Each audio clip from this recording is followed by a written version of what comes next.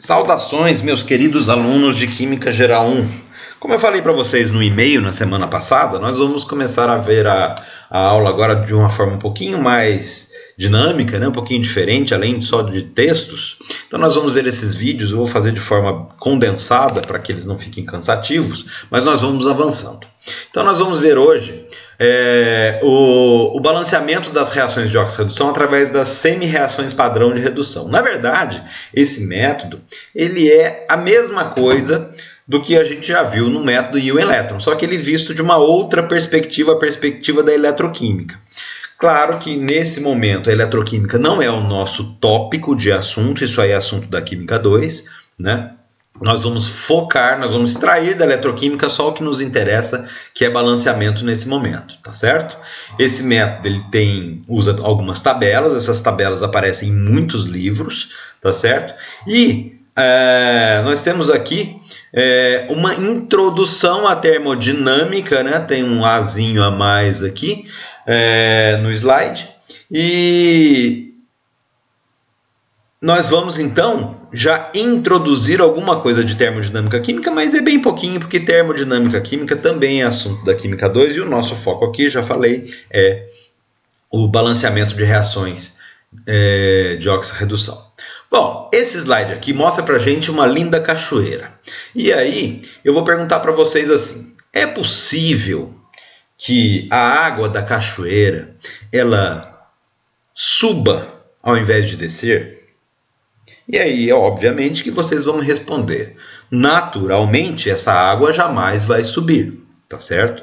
Mas eu posso pegar um baldinho aqui embaixo, encher com água, subir isso aqui tudo e jogar ele lá em cima, e aí a água subiu. E eu tive que realizar trabalho para isso. E aí fica bem claro para a gente o quê? Fica bem claro que é possível que alguns fenômenos ocorram na natureza desde que nós realizemos trabalho para que eles ocorram.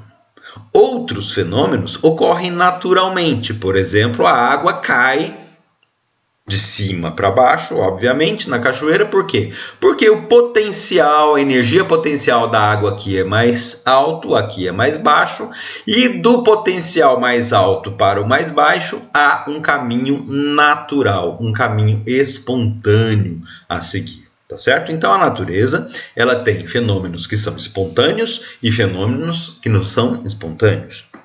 Aqueles que não são espontâneos podem ocorrer desde que a gente realize trabalho. E aí, se a gente for falar numa pilha, a gente tem a mesma coisa. Então, a comparação aqui existe um sentido natural do fluxo de elétrons do anodo para o catodo quando o potencial elétrico aqui no anodo for maior do que o potencial no catodo. Tá certo? Mas a gente pode fazer isso, inverter também? Pode. A gente faz isso todo dia quando a gente coloca o nosso celular para carregar. A gente está invertendo o sentido natural do fluxo de elétrons e recarregando os nossos celulares, as baterias que tem dentro dos nossos celulares. Mas para isso a gente precisa realizar trabalho, ou seja, precisa fornecer energia. Por isso que a gente tem que ligar na tomada, certo? Bom, então o sentido, a termodinâmica que eu falei que ia aparecer para vocês está aqui, na espontaneidade das reações químicas. Muito bem, lembrando algumas definições, que o fluxo de elétron espontâneo do anodo para o catodo, tá certo? Desde que exista, no catodo, uma energia potencial mais baixa do que no anodo. Muito bem. Diferença de potencial, o que é? É a diferença de potencial elétrico, que vocês já viram no ensino médio, que ela é medida em volts. Lembrando que 1 volt é a diferença de potencial necessária para conceder 1 joule de energia para uma carga de 1 coulomb, tá certo? Definiçãozinha básica. Muito bem. Mas o que a gente tem aqui de eletricidade a ver com as nossas reações de eletroquímica, tá certo? Bom, lembrando que as pilhas, elas são aparatos que foram inventados para aproveitar a energia elétrica, o movimento de elétrons das reações de oxirredução. Vamos fazer uma pequena recordação aqui. A gente tinha visto reações de dupla troca, que são reações que não têm um fluxo de elétron, ou seja, todos os cátions e ânions envolvidos na reação mantêm os seus números de oxidação constantes. Já nas reações de oxirredução, o que acontece? Acontece que existem cátions e ânions que perdem e ganham elétrons, e isso gera um fluxo de elétron na reação. Lembrando que toda reação de oxirredução tem uma oxidação e uma redução, ou seja, tem alguém ganhando elétrons e tem alguém perdendo elétrons, certo? Então nós vamos aproveitar as reações de oxirredução para estudar, né, de que forma elas são balanceadas, mas aproveitar e já ver nessa história do fluxo de elétrons. Muito bem. Aqui tem um esqueminha muito mais fácil de visualizar da força eletromotriz gerada em pilhas, tá certo? Então nós temos aqui um eletrodo que é chamado de eletrodo padrão de hidrogênio, tá certo? E nós temos aqui um outro eletrodo, né, no caso o anodo, que é uma barra de zinco. Né? Eles estão imersos numa solução, existe aqui uma ponte salina, essa ponte salina serve para manter o fluxo de cátions e ânions de um lado para o outro constante, ou seja, manter o equilíbrio elétrico das duas soluções, tá certo? E quando nós ligamos esse aparelho aqui, né, esse aparato todo aqui chamado de pilha, o que acontece? Existe aqui no anodo de zinco a oxidação do zinco, tá certo? E existe no catodo de hidrogênio a redução do hidrogênio. Muito bem. E isso gera, então, ganho e perda de elétrons. Esses elétrons, eles são conduzidos através de um fio condutor, e se eles passarem por um aparelho chamado voltímetro, a gente pode medir, né, a corrente elétrica, que está a diferença de potencial que está sendo gerada, e no caso desse sistema aqui formado por zinco e hidrogênio, nós temos a geração de uma diferença de potencial de 0,76 volts. Muito bem. Esse aparato ele foi montado e foi medido para diversos conjuntos de substâncias. E isso gerou uma tabela. Essa tabela mostra aqui para a gente, olha, vários componentes químicos nas suas reações de redução, certo? Com os seus respectivos potenciais de redução. Se nós estamos falando de reações de redução, então aqui nós temos o potencial de redução.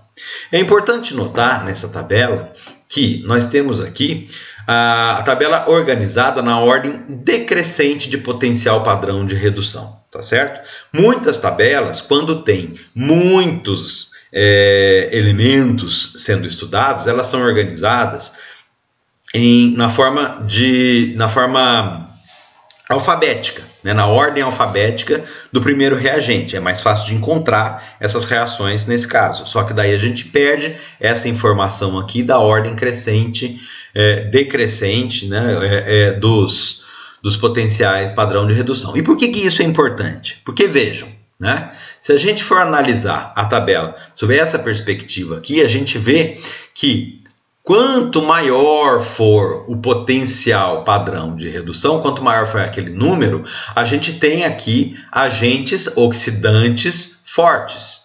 Quanto menor for o número, ou quanto maior for o número do lado de cá, né, a gente tem agentes redutores fortes. Então, quando a tabela está organizada dessa forma, a gente pode ver que aqui a gente tem os oxidantes mais fortes, porque esses números são muito grandes, e aqui a gente tem os redutores mais fortes. Por quê? Porque esses números são muito pequenos, tá certo? Então a gente tem aqui fortes oxidantes e aqui a gente tem fortes redutores. Bom, pessoal, então nós vamos olhar aqui a reação que nós já estávamos estudando na semana passada, que é a reação de ácido clorídrico com dicromato de potássio, que dá para a gente, né, os produtos Cr2O3, KCl, Cl2 mais água, claramente uma reação de oxirredução. Vocês já balancearam essa reação usando o método íon-elétron, e agora nós vamos fazer o balanceamento usando o método potencial de redução, tá certo? Então, o que acontece? Nós temos essa reação podendo ser escrita desta forma, vejam, na forma iônica representativa.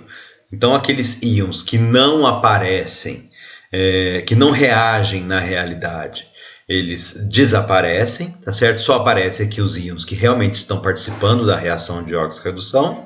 Então, nós temos Cl-, o dicromato, formando Cr3+, e o gás cloro, tá certo?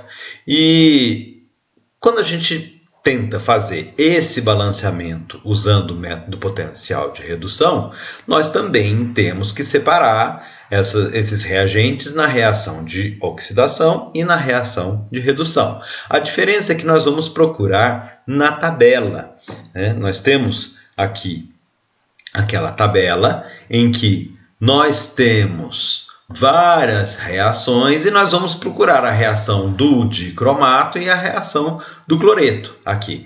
E nós vemos aqui, olha, vou passar o mouse aqui em cima na reação, a reação que é a reação do dicromato. O que nós fazemos? Nós simplesmente copiamos a reação do dicromato. E ela vai aparecer aqui, vejam. Esta é a reação do dicromato copiada da nossa tabela de potencial de redução. Quando nós vamos na tabela de potencial de redução, nós vemos que também é possível nós copiarmos a reação do cloreto. Vejam, vamos voltar à tabela e temos aqui, vou passar o mouse em cima, a reação do cloreto. Vejam só, a reação do cloreto está aqui, né? O cloro mais 2 elétrons dando o cloreto. Vejam que, como é uma tabela de potencial de redução, ela vai sempre aparecer na forma de redução. Mas nós temos uma reação de oxirredução. Então, uma reação vai ter que ser invertida, né? Então, vejam lá. Voltando para nossas reações copiadas, nós temos aqui essa daqui, que precisa ser invertida, porque, olha, na nossa reação nós temos cloreto dando Cl2, e aqui nós temos Cl2 dando cloreto. Então, nós vamos inverter essa reação. Essa reação invertida está escrita aqui, e olhem, né? Como nós tínhamos um potencial de redução de mais 1,36 volts, agora nós invertemos a reação, ela é uma reação de oxidação, então nós temos que inverter o sinal aqui, nós temos menos 1,36 volts, tá certo? Então, se eu fizer o alinhamento agora das duas reações, vejam aqui, as duas reações alinhadas, né? A reação do dicromato com mais 1,36 volts e a reação do cloreto dando cloro com menos 1,36 volts, nós estamos no caminho de fazer o balanceamento. O que falta aqui? Falta nós igualarmos a quantidade de elétrons, tá certo? Então vejam, nós temos aqui uma reação em que nós temos 6 elétrons participando e nós temos uma outra reação em que nós temos 2 elétrons participando. Para que nós possamos igualar essa quantidade de elétrons e depois cancelar esses elétrons, nós temos que multiplicar esta reação de baixo por 3. Então, nós multiplicando essa reação de baixo por 3, nós teremos a reação escrita desta forma. Vejam, nós temos agora 6 elétrons nessa reação, 3 cloros, nós multiplicamos a reação inteira, e eu chamo a atenção de vocês para um fato aqui. Vejam, quando nós multiplicamos esta reação por 3, esta quantidade de diferença de potencial não é alterada. Por quê? Porque isso aqui é uma grandeza intensiva, ela não é uma grandeza extensiva. Então, isso aqui é uma propriedade dessa reação. É como se nós estivéssemos usando uma pilha pequena e uma pilha grande, tá certo? Uma pilha daquele tipo AAA e uma pilha A, né? É a mesma pilha com quantidades de reagentes diferentes, ou seja, a pilha vai durar um tempo diferente, mas vai proporcionar a mesma diferença de potencial. Então, toda vez que nós alteramos a quantidade de reagentes aqui para poder fazer o balanceamento, nós não alteramos aqui esta propriedade que é a propriedade da diferença de potencial relativa a essa reação. Ótimo! Se nós fizermos o cancelamento desses elétrons, né, aqui elétrons produzidos e elétrons consumidos, nós temos 6 e 6, podemos cancelar, tá certo? E aí nós podemos escrever a reação global, né? Nós pegamos tudo que sobra dessa reação depois do cancelamento, tudo que sobra dessa reação depois do cancelamento, escrevemos numa linha só, tá certo? E aqui nós fazemos a soma desses dois valores, né? Como nós temos uma reação de oxidação e uma reação de redução, nós vamos somar esses dois valores e escrever aqui a força eletromotriz relativa a esta reação. E nós temos aqui a reação balanceada, exatamente igual ao balanceamento produzido pelo método íon-elétron, e nós temos aqui a informação da força eletromotriz produzida por essa reação. Bom, pessoal, então olhando para essa reação balanceada agora, qual é a diferença que nós vemos, né, entre fazer esse balanceamento desta forma e o balanceamento íon-elétron? Basicamente, eu acho o seguinte, nós vimos que as reações que nós usamos para fazer, as semi-reações que nós usamos para fazer o balanceamento são exatamente aquelas que nós produzimos quando estamos usando o método de balanceamento íon-elétron. Só que aqui nós não precisamos produzir as semi-reações usando aqueles 7 passos que temos no método íon-elétron. Nós copiamos essa reação pronta de uma tabela. Ótimo, então nós aqui não corremos o risco de errar a construção das semi-reações. Tá certo? Ah, mas e quando eu não tiver a tabela na mão? Aí eu uso o método íon-elétron. Tá certo? Então nós temos que ter uma certa flexibilidade para poder trabalhar com balanceamento. Se eu tenho a tabela de potencial de redução, eu posso copiar as semi-reações e fazer o balanceamento. Se eu não tenho, eu uso o método íon-elétron.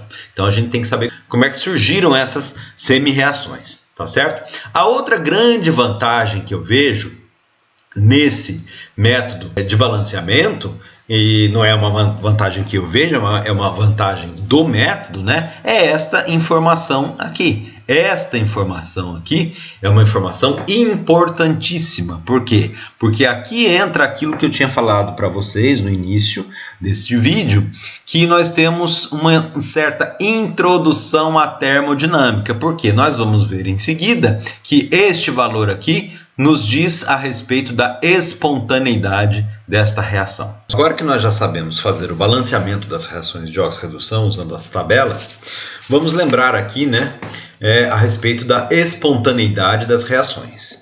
Nós vimos no método que eu acabei de falar para vocês que lá nós pegávamos a reação de oxidação, pegávamos a reação de redução e somávamos os dois valores. Claro, nós somávamos por quê? Porque nós estávamos trabalhando com uma reação de oxidação e uma redução.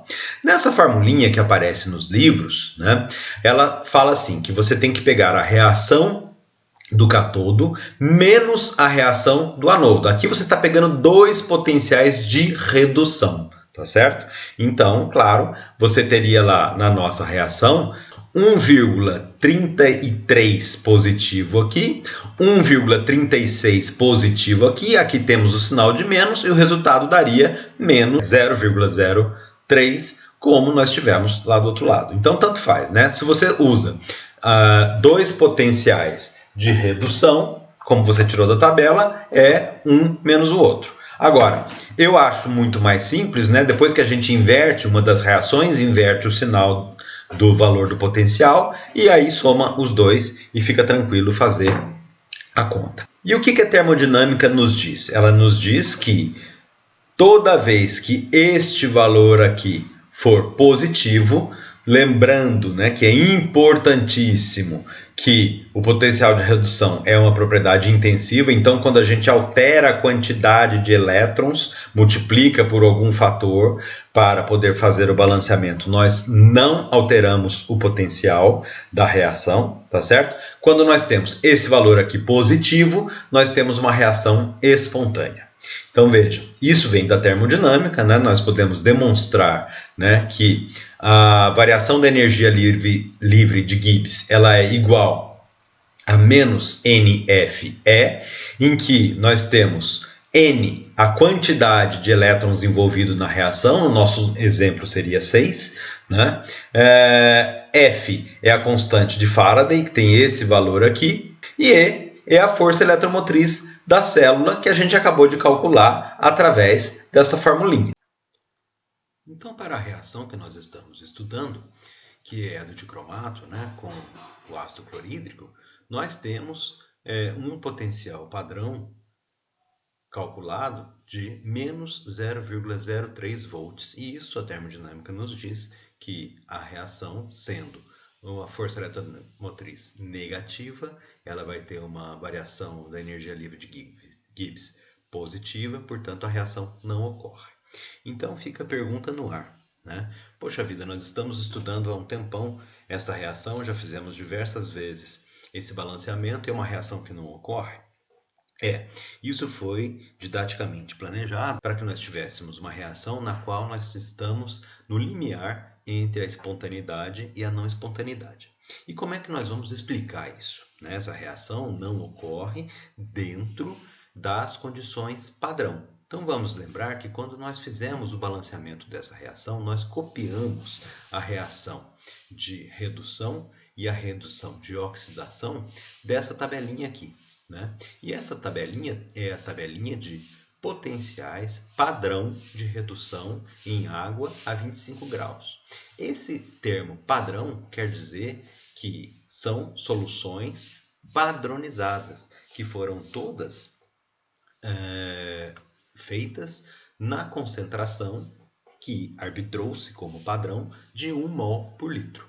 Então, todas as vezes em que nós tivermos a temperatura a 25 graus e todas as soluções a 1 mol por litro de concentração, nós podemos usar estes valores da tabela e os resultados que nós vamos ter são exatos. Porém, quando nós saímos da condição padrão ou da temperatura ou da concentração, aquela equação não serve mais. Então, nós vamos ter que usar uma outra equação para corrigir as condições padrão. Na verdade, é a mesma equação, só que agora escrita de uma forma mais completa, que é a equação de Nernst. Então, vejam aqui, a equação de Nernst, ela nos diz que a força eletromotriz, gerada na reação, ela é a força eletromotriz padrão, aquela que nós calculamos da tabela, menos um termo que nós não usamos normalmente. Mas se estivermos fora da condição padrão, nós temos que usar esse termo. Essa equação, escrita na forma E é igual a E0 menos essa expressão aqui. Essa expressão ela é composta, de RT sobre NF, em que nós temos R a constante universal dos gases, T a temperatura, N o número de elétrons, F a constante de Faraday, e o logaritmo de Q. Este Q é uma constante de equilíbrio. Para uma reação de A se transformando em B, com X e Y sendo os coeficientes estequiométricos de A e B, respectivamente, o Q ele é escrito da seguinte forma. Ele é o quociente, tá certo? A divisão entre a multiplicação das concentrações de produtos elevados aos coeficientes estequiométricos respectivos, e na parte de baixo da fração nós temos a multiplicação de todas as concentrações dos reagentes elevados aos seus respectivos coeficientes estequiométricos. Lembrando que do equilíbrio químico, nós sabemos que somente os compostos iônicos entram na constante de equilíbrio, tá certo? Muito bem, então vamos para um exemplo concreto. Para a nossa reação de dicromato, que nós tínhamos lá nas condições padrão, né, uma força eletromotriz negativa de menos 0,03, nos resultando uma reação não espontânea, nós vamos ver que, pela equação de Nernst, nós podemos escrever a seguinte expressão, né? E, a força eletromotriz da reação, é igual a menos 0,03, que é a força eletromotriz na condição padrão, tá certo? Menos aquela outra expressão, e a constante de equilíbrio, ela vai ficar nesta forma aqui, tá certo? Que nós temos a concentração do íon cromo mais 3 aqui nos produtos, né? A única espécie iônica dos produtos elevado ao seu coeficiente estequiométrico, que é 2, e as espécies iônicas dos reagentes na parte de baixo da constante de equilíbrio. Então, nós temos, né, a concentração do dicromato, a concentração do H+, elevado à 14ª potência, que é o coeficiente estequiométrico do H+, na reação balanceada, e a concentração do cloreto elevado à 6ª potência, que é o coeficiente estequiométrico da reação balanceada. Ótimo! Se nós fizermos um gráfico variando a concentração, por exemplo, do HCl nessa reação, nós podemos ver como se comporta esse valor da força eletromotriz ao longo da variação da concentração de HCl. Lembrando, se nós fizermos, né, a reação, então aqui já está o resultado do gráfico, né, que eu fiz a partir de uma planilha simples do Excel, tá certo? Eu escrevi a equação, tá certo? E fui aqui, olha, variando a concentração do Cl- e do H+, tá certo? 1,1, de 1, né, 1 para 1,1, 1,2, 1,3 e assim por diante, tá certo? E fui calculando o valor do E. Então aqui nós temos as fórmulas que são usadas na planilha para ter os resultados, e aqui, olha, vejam só, aqui nós temos o valor do E sendo calculado. Então, para a concentração padrão de 1 mol por litro, nós temos o valor de menos 0,03. À medida que eu vou aumentando a concentração da solução de HCl, veja, claro, uma solução de HCl tem H+, e Cl-.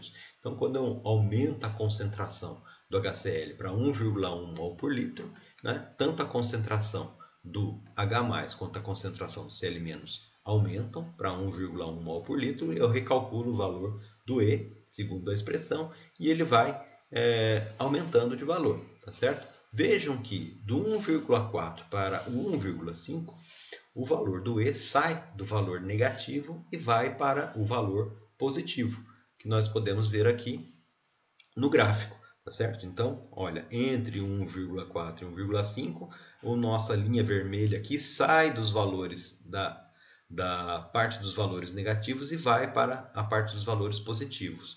Então, o que acontece? Essa reação do dicromato de potássio com ácido clorídrico, ela só é espontânea a concentrações acima de algo em torno de 1,4 mol por litro.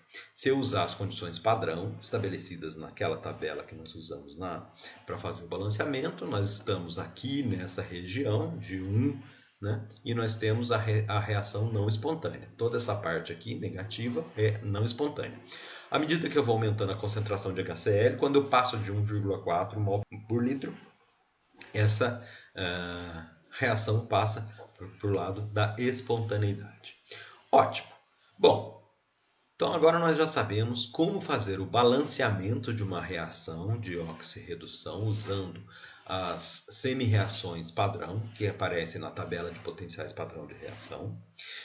E nós já sabemos calcular se essa reação é espontânea ou não. Todas as vezes que nós fizermos o balanceamento, nós temos que fazer esses cálculos aqui todos e traçar um gráfico? Não. Não, porque muitas vezes, né, na grande maioria das vezes, a reação que nós estivermos balanceando vai dar um valor muito longe do zero.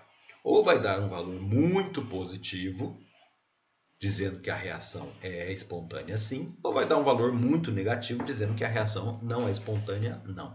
Algumas poucas reações, como essa do exemplo, aparece um valor muito próximo do zero aqui. Então, nós teremos que verificar acima de qual concentração a reação aconteceria. Mas, a rigor, nas condições padrão, nós podemos dizer que essa reação aqui não ocorre. Tá certo? Mas é sempre bom lembrar que quando nós estivermos aqui muito próximo do zero, uma pequena variação na concentração dos reagentes pode levar a reação para o lado da espontaneidade, e aí nós podemos ter uma reação como espontânea, né, acontecendo. Se nós planejamos que a reação ocorra, esse é o nosso desejo, né, ir para o lado da espontaneidade da reação. É isso, gente.